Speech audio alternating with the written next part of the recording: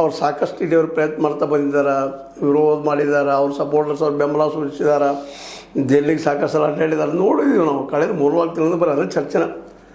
ಈಗೇನಾಗಿಬಿಟ್ಟದಪ್ಪ ಅಂತಂದ್ರೆ ಈ ಸಂದರ್ಭದಲ್ಲೂ ಸಿದ್ದರಾಮಯ್ಯ ಅಲ್ಲೆಲ್ಲ ಹೇಳ್ಕೊಂಡಿದ್ದಾರೆ, ಇಲ್ಲ ನಾನು ಮುಂದಿನ 2 ಬಜೆಟ್ ನಾನು ಮಂಡಿಸ್ತೀನಿ ಅನ್ನೋಂಥ ಮಾತು ಮಾತಾಡಿದ್ದಾರೆ. ಅದೆಲ್ಲ ಸಾಧ್ಯವಾ ಈಗ ಅನ್ನುವಂಥ ಮಾತು, ಅವೆಲ್ಲ ನಡೀತಾವ ಈಗ ಅನ್ನುವಂಥ ಮಾತು. ಯಾಕಂತಂದ್ರೆ ಮೇ 4ಕ್ಕೆ ರಿಸಲ್ಟ್ ಏನಾದರೂ ಈಗ ನಾವು ಹಲವು ಸಲ ಇದನ್ನು ಚರ್ಚೆ ಮಾಡಿದ್ದೀವಿ.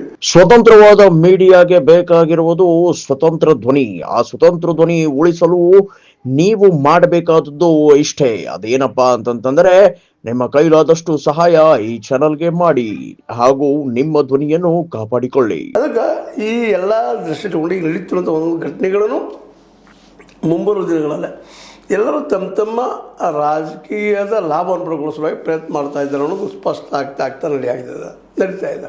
ಈ ಹಿನ್ನೆಲೆಯಲ್ಲಿ ವಿಶೇಷವಾಗಿ ನಾವು ಇವತ್ತು ವಿಚಾರ ಮಾಡುವಂಥದ್ದು ಏನಪ್ಪ ಅಂದ್ರೆ ಸಿದ್ದರಾಮಯ್ಯನವರ ಮೋಸ್ಟ್ಲಿ ಅವಧಿ ಮುಗಿತಾ ಇಲ್ಲಿಗೆ ಅನ್ನುವಂಥ. ಯಾಕಂತಂದ್ರೆ ಹೇಳಿಲ್ಲ ನಿಮ್ಗೆ ಆರಂಭದಲ್ಲ, ಒಂದು ವೇಳೆ ಈ ಏನಪ್ಪ ಅಂತಂದ್ರೆ ಬಾಗಲಕೋಟೆ ಜೊತೆಗೆ ದಾವಣಗೆರೆ 2 ಕ್ಷೇತ್ರಗಳಲ್ಲಿ ಫೇಲ್ಯೂರ್ ಆದ್ರೆ ಮೋಸ್ಟ್ಲಿ ನಮ್ಮ ಸಿದ್ದರಾಮಯ್ಯರ CM ಸೀಟ್ ಅಲ್ಲಾಡಬಹುದು ಅಂತೇಳಿ. ಅದರಾದಷ್ಟು ಸುಲಭಲ್ಲ ಅಂದ್ಕೊಂಡಷ್ಟು ಸಾಕಷ್ಟು ಇವರು ಪ್ರಯತ್ನ ಮಾಡಿದ್ದಾರೆ. ಒಂದು ಮೇಲಾಗೆ ಬಾಗಲಕೋಟೆಯಲ್ಲಿ ಏನಾದರೂ ಫೇಲ್ಯೂರ್ ಆಯ್ತಪ್ಪ ಅಂದ್ರೆ ಈಗಾಗಲೇ ಅಲ್ಲಿ ಹಿಂದುಳಿದ ಜನ ಹಳ್ಳಿಗಾಡಲ್ಲಿ ಕುರುಬರಾಗಿರ್ಬೋದು ಮತ್ತು ಇನ್ನುಳಿದ ಸಮುದಾಯದವರು ಆಗಿರ್ಬೋದು ಅನೇಕ ಜನ ಅಲ್ಲಿದ್ದಾರೆ.